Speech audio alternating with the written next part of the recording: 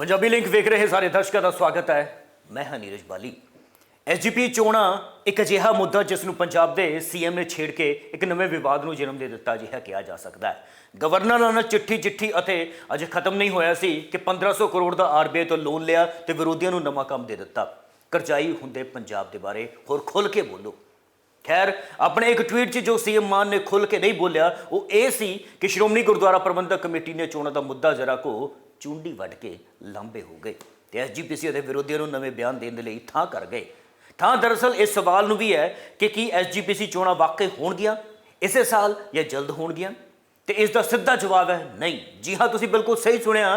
किवें इस ते भी गल करते हैं, पर पहला जरा गल कर लैंदे आं इतिहास की।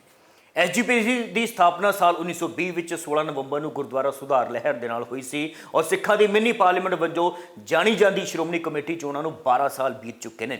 इस तो पहला 2011 के श्रोमणी कमेटी दी चोणां होईयां सन जिस दे विच 52 लाख तो वध योग वोटरां ने भाग भी लिया सी।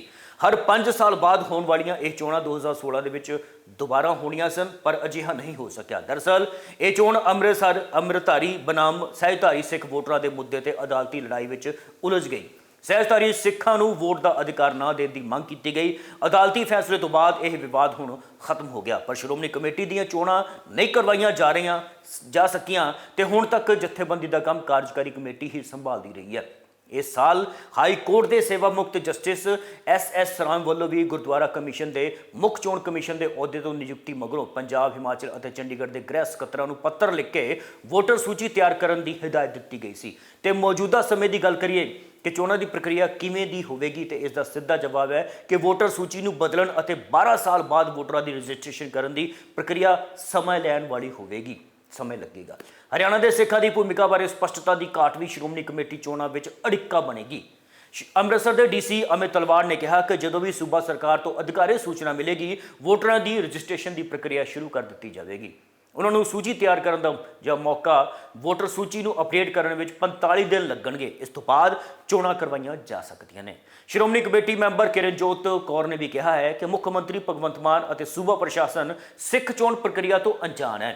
श्रोमणी कमेटी चोणां दे लई योग वोटरां की रजिस्ट्रेशन की प्रक्रिया नवे सिरे तो शुरू की जानी है। उधर अकाली दल की दुख की रग ते जदों माहन का यह ट्वीट पिया तो उन्होंने वालों भी तंज कसिया गया। श्रोमणी अकाली दल के ट्वीट करके मुख्यमंत्री भगवंत मान नूं कहा कि जेकर वो श्रोमणी कमेटी चोणां लड़ना चाहते हैं तो उन्होंने स्वागत है, पर इस दे लई उन्होंने केजरीवाल तो इजाजत लेनी पवेगी। अकाली दल ने कहा कि जिथों तक श्रोमणी कमेटी चोणां दे लई वोटां पाउण दा सवाल है, ये हिदायतां 25 मई 2023 नूं पहलां ही जारी कीतियां गईयां ने अते उस तो बाद प्रक्रिया शुरू करने का सरकार का फर्ज है। इस विच तुहाडे बेलोड़े बयान का मतलब की है। नाल ही उन्होंने अपनी तैयारियों को लैके बयान दे छड्या। उन्होंने कहा कि श्रोमणी अकाली दल हमेशा ही श्रोमणी कमेटी चोणां का स्वागत करती है और साडियां तैयारियां भी मुकम्मल है, उन्होंने कहा। बहरहाल इस मुद्दे पर एसजीपीसी का बयान भी सामने आया। बीते दिन ही आ गया से उन्होंने साफ कहा कि चोणां का मसला मुख्यमंत्री के अधिकार खेत्र च बिल्कुल नहीं है ਅਤੇ ਮੁੱਖ ਮੰਤਰੀ ਇਹ ਵੀ ਨਾ ਸੋਚਣ ਕਿ ਐਸਜੀਪੀਸੀ ਚੋਣਾਂ ਕਰਵਾਉਣ ਦੇ ਹੱਕ 'ਚ ਨਹੀਂ ਹੈ। ਬਾਕੀ ਕੀ ਕੁਝ ਕਿਹਾ ਤੁਸੀਂ ਆਪ ਸੁਣ ਲਓ। ਸਾਡੇ ਪੰਜਾਬ ਦੇ ਮੁੱਖ ਮੰਤਰੀ ਭਗਵੰਤ ਮਾਨ ਨੇ ਇੱਕ ਟਵੀਟ ਕੀਤਾ ਹੈ ਜਿਸ ਵਿੱਚ ਜਾਣਕਾਰੀ ਦਿੱਤੀ ਹੈ ਕਿ 21 ਅਕਤੂਬਰ ਤੋਂ ਜਿਹੜੀਆਂ ਗੁਰਦੁਆਰਾ ਪ੍ਰਬੰਧਕ ਕਮੇਟੀ ਦੀਆਂ ਚੋਣਾਂ ਦਾ ਜਿਹੜਾ ਆਗਾਜ਼ ਕੀਤਾ ਜਾਊਗਾ। ਸੋ ਸਾਨੂੰ ਸਮਝ ਨਹੀਂ ਲੱਗੀ ਇਸ ਗੱਲ ਦੀ ਕਿ ਇਹ ਚੋਣ ਕਮਿਸ਼ਨ ਜਿਹੜਾ ਬਣਾਇਆ ਗਿਆ ਗੁਰਦੁਆਰਾ ਚੋਣਾਂ ਦੇ ਵਾਸਤੇ ਉਹ ਜਿਹੜਾ ਕਿ ਸਾਡੇ ਕੋਲੇ 25/5/2023 ਨੂੰ ਐਲਾਨ ਕਰ ਚੁੱਕਿਆ, ਜਿਹੜਾ ਕਿ ਜਿਹੜੇ ਆਪਣੇ ਡੀਸੀ ਸਾਹਿਬਾਨ ਆ ਉਹਨਾਂ ਨੂੰ ਜਿਹੜੀ ਆ ਉਹ ਪੱਤਰ ਵੀ ਜਾਰੀ ਕਰ ਚੁੱਕਿਆ ਅਤੇ ਜਿਹੜੇ ਚੋਣ ਵਾਸਤੇ ਐਲੀਜੀਬਲ ਨੇ ਉਹਨਾਂ ਦੇ ਬਾਰੇ ਜਾਣਕਾਰੀ ਵੀ ਦੇ ਚੁੱਕਿਆ। ਸੋ ਅੱਜ ਭਗਵੰਤ ਮਾਨ ਜੀ ਦਾ ਇਹ ਐਲਾਨ ਕਰਨਾ ਜਿਹੜਾ ਕਿ ਸਾਨੂੰ ਲੱਗਦਾ ਕਿ ਮੈਨੂੰ ਲੱਗਦਾ ਕਿ ਉਹਨਾਂ ਦੇ ਅਧਿਕਾਰ ਖੇਤਰ ਤੋਂ ਬਾਹਰ ਦਾ ਮਸਲਾ, ਪਰ ਸਾਡੀ ਇਸ ਗੱਲ ਨੂੰ ਕਿਸੇ ਵੀ ਤਰ੍ਹਾਂ ਇਹ ਗੱਲ ਨਾ ਜਾਣੀ ਜਾਵੇ ਕਿ ਅਸੀਂ ਚੋਣਾਂ ਦੇ ਹੱਕ ਵਿੱਚ ਨਹੀਂ। ਅਸੀਂ ਕੱਲ੍ਹ ਵੀ ਚੋਣ ਦੇ ਹੱਕ ਵਿੱਚ ਸੀ, ਅੱਜ ਵੀ ਹਾਂ ਅਤੇ ਆਉਣ ਵਾਲੇ ਦਿਨਾਂ ਵਿੱਚ ਵੀ ਹੋਵਾਂਗੇ। ਹਾਂ, ਇਹ ਗੱਲ ਠੀਕ ਆ ਕਿ ਜੋ ਚੋਣ ਕਮਿਸ਼ਨ ਵੱਲੋਂ ਵੋਟਰਾਂ ਦੀ ਜਾਣਕਾਰੀ ਦੇ ਮੁਤਾਬਕ ਉਹਨਾਂ ਦਾ ਮਿਆਰ ਦਿੱਤਾ ਗਿਆ, ਉਸ ਦੇ ਵਿੱਚ ਜੇ ਕੋਈ ਸਰਕਾਰੀ ਪ੍ਰਭਾਵ ਬਣਾ ਕੇ ਦੁਰਵਰਤੋਂ ਕਰਕੇ ਕੋਈ ਉਹਨਾਂ ਲੋਕਾਂ ਦੀਆਂ ਵੋਟਾਂ ਬਣਾਏਗਾ, ਉਸ ਗੱਲ ਦੇ ਅਸੀਂ ਖਿਲਾਫ ਜਾਵਾਂਗੇ। ਸਾਡਾ ਹੱਕ ਬਣਦਾ। ਸੋ ਭਗਵੰਤ ਮਾਨ ਜੀ ਮੈਨੂੰ ਲੱਗਦਾ ਹੈ ਕਿ ਪਿਛਲੇ ਦਿਨਾਂ ਵਿੱਚ ਉਹਨਾਂ ਕੋਲ ਕੁਛ ਅਧਿਕਾਰ ਜਿਹੜੇ ਆ ਖੋਲ੍ਹੇ ਗਏ ਨੇ, ਜਿਹੜੇ ਕਿ ਐਲਾਨਵੰਤ ਦੇ ਤੌਰ 'ਤੇ ਜਾਣੇ ਜਾਂਦੇ ਆ। ਕਿਉਂਕਿ ਹੁਣ ਅੱਜ ਕੱਲ੍ਹ ਪੰਜਾਬ ਦੇ ਅੰਦਰ ਕੋਈ ਵੀ ਐਲਾਨ ਜਿਹੜਾ ਕੀਤਾ ਜਾਂਦਾ ਉਹ ਐਲਾਨ ਜਿਹੜਾ ਵਾ ਉਹ ਕੇਜਰੀਵਾਲ ਸਾਹਿਬ ਹੀ ਕਰਦੇ ਨੇ ਆ ਕੇ। ਸੋ ਉਹਨਾਂ ਨੇ ਕਿਹਾ ਕਿ ਮੇਰੇ ਆਪਣੇ ਖਾਤੇ ਵਿੱਚ ਵੀ ਕੋਈ ਜੁੜ ਜਾਵੇ, ਕਿਉਂਕਿ ਇਸ ਕਿ ਨਾ ਸ਼੍ਰੋਮਣੀ ਕਮੇਟੀ ਦੀਆਂ ਵੋਟਾਂ ਦੇ ਐਲਾਨ ਨੂੰ ਸ਼ਾਇਦ ਕੇਜਰੀਵਾਲ ਨਹੀਂ ਕਰ ਸਕੇ ਹੋਣਗੇ।